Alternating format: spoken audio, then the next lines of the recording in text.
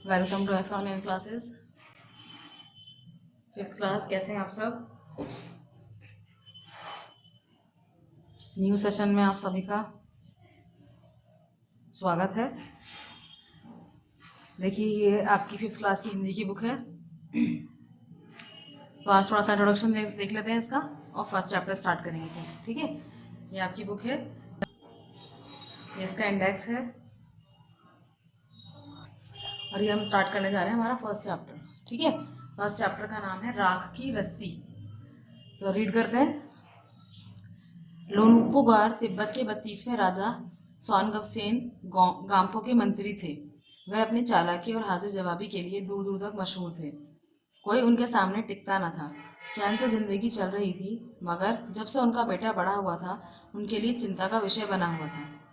कारण यह था कि वह बहुत भोला था। होशियारी उसे छूकर भी नहीं गई थी। लोनपोगार ने सोचा, मेरा बेटा बहुत सीधा साधा है, मेरे बाद इसका काम कैसे चलेगा।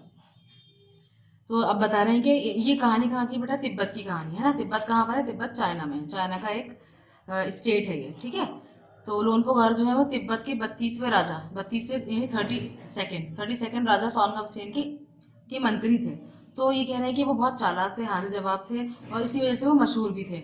लेकिन उनकी ज़िंदगी सुकून से गुजर रही थी। लेकिन जब जब जैसे जैसे उनका बेटा बड़ा होने लगा, तो उनको ये फिक्र होने लगी कि मेरा बेटा बहुत सीधा साधा है, इसके अंदर ज़रा सी भी होशियारी नहीं है, तो ये अपना जीवन कैसे चलाएगा, ठीक है। यानी जब इंसान चालाक नहीं है तो उसे पता नहीं है कुछ भी, वो शरीफ सा है, तो वो कैसे अपना जीवन यापन करेगा, कैसे वो कमाएगा खाएगा, इसके लिए वो बहुत चिंतित थे।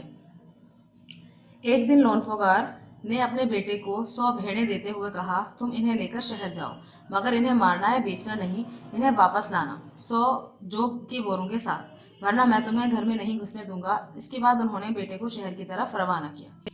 तो एक दिन लोनपुगार ने सोचा कि मैं इसको जो है कुछ सिखाऊं, ठीक है। तो उन्होंने अपने बेटे को 100 भेड़ें दे दी और ये कहा कि इनको लेकर शहर जाओ और इन्हें ना ही तो मारना है, ना ही इनको बेचना है, ठीक है। लेकिन इनको साथ लेकर आना है, 100 की 100 भेड़ों को भी, और साथ में इसके 100 जौ के बोरे भी लेकर आने हैं। जौ जो है वो एक अनाज होता है, जैसे गेहूँ होते हैं ऐसे ही वो अनाज होता है एक जौ। और अगर ऐसा नहीं किया तो मैं तुम्हें घर में नहीं घुसने दूंगा, ठीक है। अब ये सब बातें सुनकर उनका बेटा जो है वो शहर की तरफ रवाना हो गया। लोनपोगार का बेटा शहर पहुंच गया, मगर इतने बोरे जौ खरीदने के लिए उसके पास रुपए ही कहाँ थे।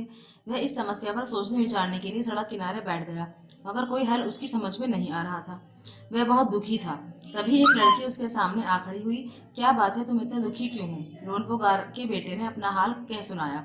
इसमें इतना दुखी होने की कोई बात नहीं, मैं इसका हाल निकाल देती हूँ। अब जब लोनपोगार का जो बेटा है वो शहर आ गया, ठीक है। और वहां पर अब आकर वो ये सोचने लगा कि मुझसे मेरे पिताजी ने 100 जौ के बोरे मंगवाए, ठीक है। अब उनके लिए उसके पास पैसे होने चाहिए, लेकिन पैसे उन्होंने दिए नहीं, तो वो बड़ा परेशान है। अब वो इस समस्या पर सोच रहा है कि कोई हल निकल जाए, लेकिन उसे कुछ समझ में नहीं आ रहा। तो वो बड़ा दुखी और उदास बैठा हुआ था एक सड़क के किनारे पर। तो वहां पर एक लड़की आती है। वो लड़की आकर उससे पूछती है कि क्या बात है, तुम इतने परेशान क्यों? तो वो कहता है, वो सारी बात उसको बता देता है कि किस किस तरीके से उसके पिताजी ने उससे कहा है। तो कहती है, इसमें तो कोई दुखी होने वाली बात नहीं है, मैं तुम्हें इसका हल बता देती हूँ। ये तो बहुत आसान हल है इसका, उसको लगता है। इतना कहकर लड़की ने भेड़ों के बाल उतारे और उन्हें बाजार में बेच दिया। जो रुपए मिले उनसे जौ के 100 बोरे खरीद कर उसे घर वापस भेज दिया, ठीक है। अब उसके पिताजी ने कहा था कि भेड़ों को मारना भी नहीं है, ठीक है, और बेचना भी नहीं है। तो अब वो लड़की क्या करती है, उन भेड़ों के बाल उतार लेती है और उनके बाल उतार कर उनको बाजार में बेच देती है। उससे जो उसको पैसे मिलते हैं वो क्या करती है, उससे 100 जौ के बोरे खरीद कर उसको दे देती है और उसको घर वापस भेज देती है।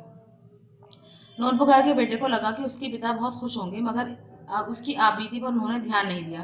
फिर उठकर कमरे से बाहर चले गए। दूसरे दिन उन्होंने अपने बेटे को बुलाकर कहा, पिछली बार भेड़ों के बाल उतारकर बेचना मुझे जरा भी पसंद नहीं आया। अब तुम दोबारा उन्हीं भेड़ों को लेकर जाओ, उनके साथ जौ के 100 बोरे लेकर ही लौटना। अब वो जब लोनपोगार का बेटा घर आया तो उसको लगा कि उसके पिताजी बड़े खुश होंगे कि भाई मैंने जो है उनको बेचा भी नहीं, उनको मारा भी नहीं, और फिर भी मैं 100 जौ के बोरे लेकर आ गया। लेकिन जब वो घर आता है तो घर आकर देखता है, तो वो सोचता है कि वो जो है बहुत खुश होंगे, लेकिन वो उसकी कोई बात सुने बगैर ही वहां से उठकर चले जाते हैं। और अगले दिन जो है उससे कहते हैं कि तुमने जो भेड़ों के बाल उतार कर बेचे हैं ना, ये मुझे बिल्कुल भी अच्छा नहीं लगा, ठीक है। और अब ऐसा मत करना, और अब दोबारा से उन्हीं भेड़ों को लेकर जाओ, इन्हीं को लेकर जाओ, और अब की बार फिर 100 जौ के बोरे खरीद कर लेकर आने, ठीक है। एक बार फिर निराश लोनपोकार का बेटा शहर में उस जगह जा बैठा। न जाने क्यों उसे यकीन था कि वह लड़की उसकी मदद के लिए ज़रूर आएगी, और हुआ भी कुछ ऐसा ही। वह लड़की आई, उससे उसने अपनी मुश्किल कह सुनाई। अब तो बिना जो के 100 बोरों के मेरे पिता मुझे घर में नहीं घुसने देंगे। लड़की सोचकर बोली, एक तरीका है। उसने भेड़ों के सींग काट लिए, उन्हें बेचकर जो रुपए मिले उनसे उनसे 100 बोरे जो के खरीदे। बोरे लोनपोकार के बेटे को सौंपकर लड़की ने उसे घर भेज दिया। ठीक है, तो अब की बार जो है फिर उसके पिताजी ने उसको घर से बाहर भेज दिया था, तो फिर उदास बैठा था, लेकिन वो वहीं बैठा था जहाँ पहले बैठा था। तो उसको लग रहा था कि शायद वो लड़की दोबारा से आ जाए। तो इत्तेफाक की बात कि वो लड़की दोबारा आ भी गई। ठीक है, अब उसने पूछा कि आप क्यों परेशान बैठे, तो उसने सारी बातें उसको बता दी। तो अब इस बार उस लड़की ने क्या किया, उसकी भेड़ों के सींग काट लिए और सींग काट कर उनको बेच दिया, और उससे जो भी पैसे मिले उनसे जौ के बोरे खरीद लिए। ठीक है, और अब फिर लोनपोकार का बेटा जो है वो घर चला गया अपने बोरे लेकर के। भेड़े और जौ के बोरे पिता के हवाले करते हुए लोनपोकार का बेटा खुश था। उसने विजयी भाव से सारी कहानी कह सुनाई। सुनकर लोनपोकार बोले, उस लड़की से कहो कि हमें 9 हाथ लंबी राख की रस्सी बना कर दे। उनके बेटे ने लड़की के पास जाकर पिता का संदेश दोहरा दिया। लड़की ने एक शर्त रखी, मैं रस्सी बना तो दूंगी, मगर तुम्हारे पिता को वह गले में पहननी होगी। लोनपोकार ने सोचा ऐसी रस्सी बनाना ही असंभव है, इसलिए लड़की की शर्त मंजूर कर ली। ठीक है, अब देखिए, भेड़े और जौ के बोरे तो वो ले गया लोनपोकार का बेटा, और उसने जाकर अपने पिताजी को दे दी, और सारी की सारी कहानी उसने बहुत खुशी खुशी सुना दी कि जैसे वो जीत कर आया है। लेकिन सुनने के बाद लोनपोकार ने कहा कि अगर वो लड़की इतनी अक्लमंद है तो एक काम क्यों ना करे, वो जो है राख की रस्सी बना कर दे। राख तो आप जानते हैं ना क्या होती है, जो जलने के बाद एशेस जो बच जाती हैं। ठीक है, वो राख की रस्सी उसको बनाकर देनी है। ठीक है, अब आप ये बताइए जरा, राख की रस्सी बन सकती है, पॉसिबल है क्या? नहीं है पॉसिबल। तो उनके बेटे ने क्या करा, वो सारा की सारी बात जाकर उसने अपना पिता का जो संदेश था वो उस लड़की को दे दिया। लड़की ने कहा ठीक है, मैं बना दूंगी राख की रस्सी, लेकिन शर्त यह है कि जो भी रस्सी मैं बनाऊंगी ना, वो तुम्हारे पिताजी को अपने गले में पहननी पड़ेगी। तो अब उसके पिताजी ने सोचा कि ऐसा तो हो ही नहीं सकता कि राख की रस्सी को ही बना दे। ठीक है ना, राख तो इतनी मतलब पाउडर सा होता है, उसकी तो रस्सी बन नहीं सकती। तो वो कहते हैं ठीक है, शर्त मंजूर है। अगले दिन लड़की ने 9 हाथ लंबी रस्सी ली, उसे पत्थर के सिर पर रखा और जला दिया। रस्सी जल गई, मगर रस्सी के आकार की राख बच गई। इसे वह सिल समेत लोनपोगार के पास ले गई और उसे पहनने के लिए कहा। लोनपोगार रस्सी देखकर चकित रह गए। वे जानते थे कि राख की रस्सी को गले में पहनना तो दूर, उठाना भी मुश्किल है। हाथ लगाते ही वे टूट जाएगी। लड़की की समझदारी के सामने उनकी अपनी चालाकी धरी रह गई। बिना वक्त गवाए लोनपोगार ने अपने बेटे की शादी का प्रस्ताव लड़की के सामने रख दिया। धूमधाम से उन दोनों की शादी हो गई। ठीक है, अब उस लड़की ने क्या करा, ये जो उसको टास्क दिया गया था, उसने एक बड़ी सी सिल के ऊपर 9 हाथ लंबी एक रस्सी रखी और उसको जला दिया। जलाने के बाद वो राख बन गई, लेकिन उसकी जो राख की शेप थी ना, वो रस्सी जैसी थी। अब वो सिल लेकर के वहां पर पहुंच गई लोनपोगार के पास। जब लोनपोगार ने रस्सी को देखा कि हाँ ये 9 हाथ लंबी भी है और रस्सी भी है, और मतलब राख वाली रस्सी है, तो उसको देखकर वो बड़े चौंक गए। और वो जानते थे कि वो इसको पहन नहीं सकते, क्योंकि अगर वो हाथ लगाएंगे तो ये चूरा चूरा हो जाएगी, सब बिखर जाएगी, है ना, टूट जाएगी सारी। तो इस बात से जो है उनको यकीन हो गया कि वाकई लड़की जो है बहुत समझदार है। तो उन्होंने फौरन ही वक्त गंवाए बिना अपने बेटे का रिश्ता उस लड़की के लिए दे दिया, और दोनों दोनों की धूमधाम से शादी हो गई। ठीक है, तो ये फर्स्ट चैप्टर की रीडिंग हमारी कंप्लीट हो गई। आई होप आपको समझ में आया होगा। आप देख लेते हैं इसमें क्या काम करना है हमें। तो अब इसका फर्स्ट क्वेश्चन है, तिब्बत के मंत्री अपने बेटे के भोलेपन से चिंतित रहते थे। ठीक है, इन्होंने लाइन दे दी। अब ये क्वेश्चन आपसे क्या पूछ रहे हैं, तुम्हारे विचार से वे किन किन बातों के बारे में सोचकर परेशान होते थे। ठीक है, तो ये देखिए ज्यादातर हमारी जो बुक्स हैं उसके अंदर हमारे अपने आंसर्स पर डिपेंड करता है, यानी एप्लीकेशन बेस्ड बुक है हमारी। तो आप देखिए क्या आंसर है। मैंने इसका का आंसर लिखा है, हमारे विचार से वे सोचते होंगे कि उनका बेटा आगे चलकर अपना खर्चा कैसे चलाएगा। ठीक है, ये एक टेंशन होगी उनके जहन में, और अपना जीवन यापन कैसे करेगा, यानी वो अपना जीवन कैसे गुजारेगा जब वो इतना शरीफ है तो। ठीक, उसके बाद अगला क्वेश्चन है, तुम तिब्बत के मंत्री की जगह होती तो क्या उपाय करती, होती या होते। तो इसका उत्तर देखिए, हम तिब्बत के मंत्री की जगह होते तो उसे प्यार से समझाते, यानी ये नहीं कि उस पर हम गुस्सा करते या उसको सिचुएशंस में डाल देते कि वो परेशान हो जाए। ठीक है, उसको समझाते, उससे पूछते कि भाई तुम क्या चाहते हो, तुम्हें क्या चीज़ पसंद है, कुछ तो करना चाहता है ना कोई इंसान, तो ऐसे उससे भी पूछते हम। अब देखिए अगली हेडिंग है शहर की तरफ। शहर की तरफ में जो फर्स्ट क्वेश्चन है वो है, मंत्री ने अपने बेटे को शहर की तरफ रवाना किया। ये स्टेटमेंट हो गई। अब प्रश्न क्या है, मंत्री ने अपने बेटे को शहर क्यों भेजा था। ठीक है, यानी अब हमें ये बताना है कि वो शहर क्यों गया होगा। आप बताइए क्यों गया होगा, आप सोचिए अपने जहन में, बता तो नहीं सकते ना वीडियो में। ठीक है, चलिए मैं बता देती हूँ आपको। मंत्री ने अपने बेटे को शहर दुनियादारी की समझ लेने के लिए भेजा था। देखिए गांव में क्या होता है, गांव में ना ज़्यादातर शरीफ मतलब सीधे साधे लोग रहते हैं, उनको ज़्यादा दुनियादारी भी नहीं आती, तो इसलिए वो मंत्री ने अपने बेटे को शहर भेजा ताकि वो दुनियादारी सीख सके। ठीक है।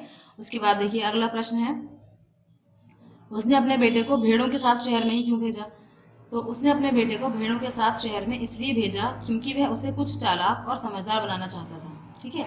उसका रीज़न क्या था भेजने का, कि भाई मेरा बेटा जब वहाँ जाए तो थोड़ी इसमें चालाकी वो सीख सके और थोड़ा समझदार भी हो जाए।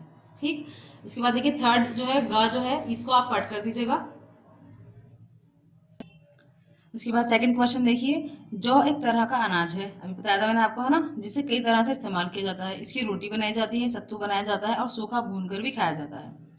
अपने घर में और स्कूल में बातचीत करके कुछ और अनाजों के नाम पता करो।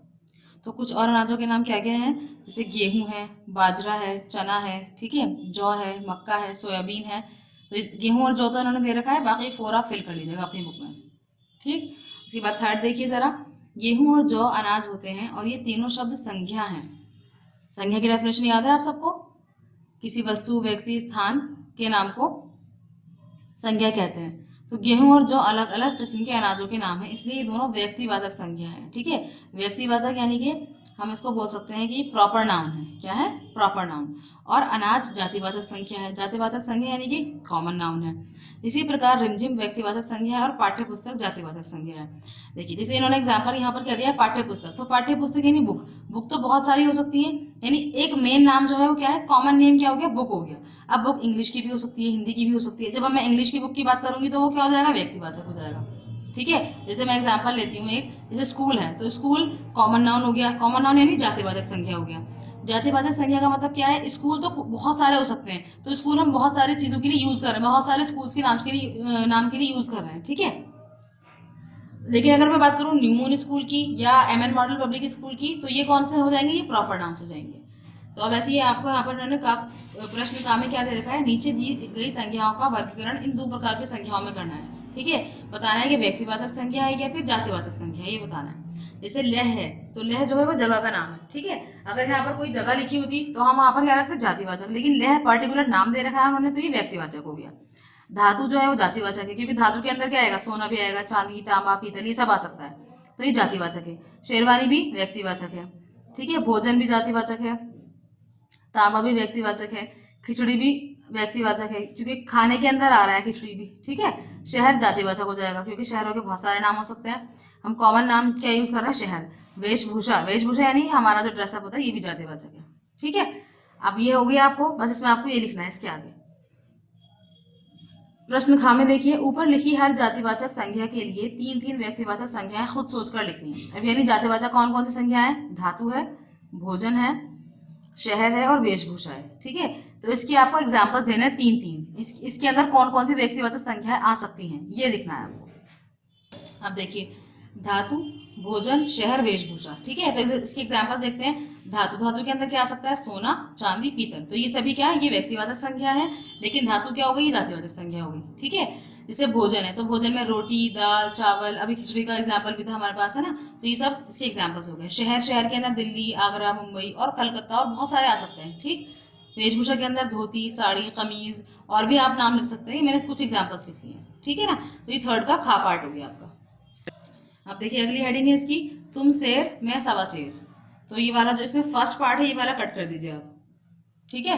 उसके बाद सेकंड पार्ट पर हम चलते हैं। सेकंड पार्ट देखिए, मंत्री ने बेटे से कहा, पिछली बार भेड़ों के बाल उतारकर बेचना मुझे जरा भी पसंद नहीं आया। क्या मंत्री को सचमुच ये बात पसंद नहीं आई थी? अपने उत्तर का कारण भी बताइए। तो देखिए इसका क्या उत्तर है। ऐसा नहीं था कि मंत्री को ये बात पसंद नहीं आई थी, लेकिन उसे पता चल गया था कि वह यह काम उसके बेटे का नहीं है। वैसे भी वह अपने बेटे को चालाक बनाना चाहता था, इसलिए उसने ऐसा कहा। अगर उसे ये बात पसंद ना आई होती तो वह उस लड़की से अपने बेटे की शादी ना करवाता। ठीक है। यानी वो इस काम से इम्प्रेस तो हो गया था कि मतलब भेड़ों को उसने मारा भी नहीं और उनको बेचा भी नहीं, और तब भी जो है वो 100 जो के बोरे लेकर आ गया, लेकिन वो ये बताना नहीं चाहता था कि वो इम्प्रेस हो गया। और फिर दूसरी बात ये भी थी कि उसे अंदाजा था कि ये मेरे बेटे की चालाकी है ही नहीं, ये तो उसको किसी ने हेल्प की है। ठीक है। तो इसीलिए जो है वो इम्प्रेस हो गया था उससे, लेकिन उसने उसको जाहिर नहीं होने दिया इसका। और अगर वैसे भी वो नाराज रहता या उसको पसंद ना आती तो फिर वो उस लड़की से अपने बेटे की शादी नहीं करवाता ना। तो उसको पसंद आई थी ये बात, तभी उसने अपने बेटे की शादी उस लड़की से करवाई। देखिए अगली हेडिंग क्या है, सींग और जौ। क्वेश्चन देखते हैं क्या लिखा हुआ है इन्होंने। पहली बार में मंत्री के बेटे ने भेड़ों के बाल बेच दिए और दूसरी बार में भेड़ों के सींग बेच डाले।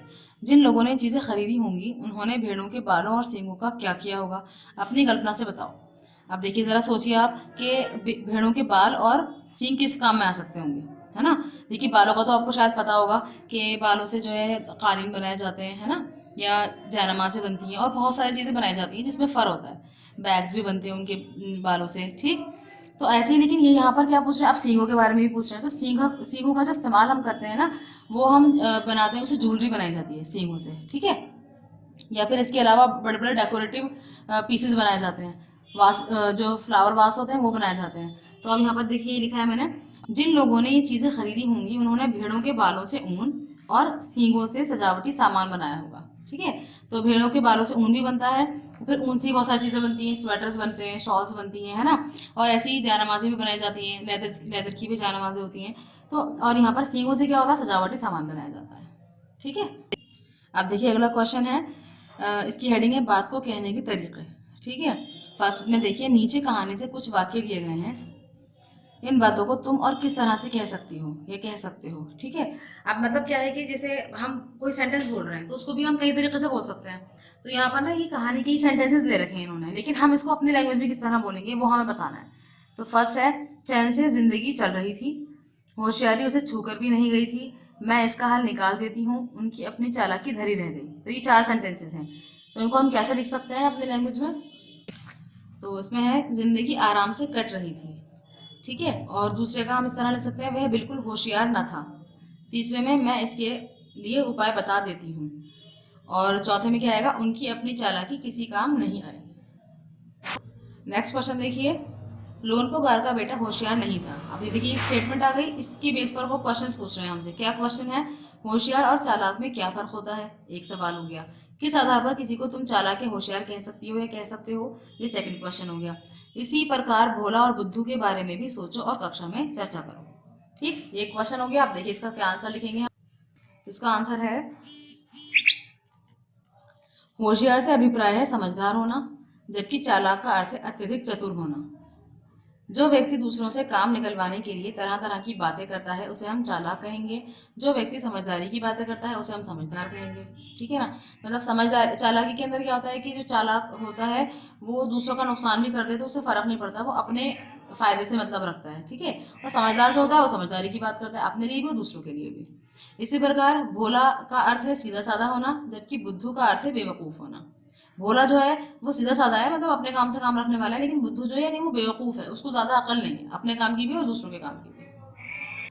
अब क्वेश्चन खा देखिए, लड़की को तुम समझदार कहोगे या बुद्धिमान, ठीक है। और इस रीज़न भी पूछ रहे हैं क्यों। तो अब लड़की को आप बताइए, समझदार कहेंगे या बुद्धिमान कहेंगे और क्यों कहेंगे। देखिए ज़रा क्या होगा इसका आंसर। लड़की को हम बुद्धिमान कहेंगे क्योंकि वह अपनी बुद्धि के बल पर हर समस्या को हल कर रही थी। यहाँ पर भी लिख दिएगा ना, बल पर। तो अब ये खा का भी उत्तर हो गया हमारा, ठीक है। तो ये चैप्टर हमारा कंप्लीट हो गया है। अच्छा, हिंदी में आपको कॉपीज बनानी है, तो आप क्या कीजिए, आप जो है सिंगल कॉपी बनाइए एक, ठीक है। उस सिंगल कॉपी के अंदर आपको क्या करना है, मैं आपको जब भी राइटिंग डिक्टेशन दूंगी या फिर जब भी जो भी ग्रामर का काम है उसी में ही करना है, और वही आपको चेक करने के लिए भी भेजनी है, चेक कराने के लिए भी भेजनी है। तो ये सारा काम जो भी मैंने आपको बताया, जो भी करवाया है, वो सब आपको अपनी कॉपी में करना है, बहुत ध्यान से, साफ सुथरा। जो मैंने कटवा दिए क्वेश्चंस, 2 क्वेश्चंस मैंने कटवाए हैं, वो आप मत कीजिएगा।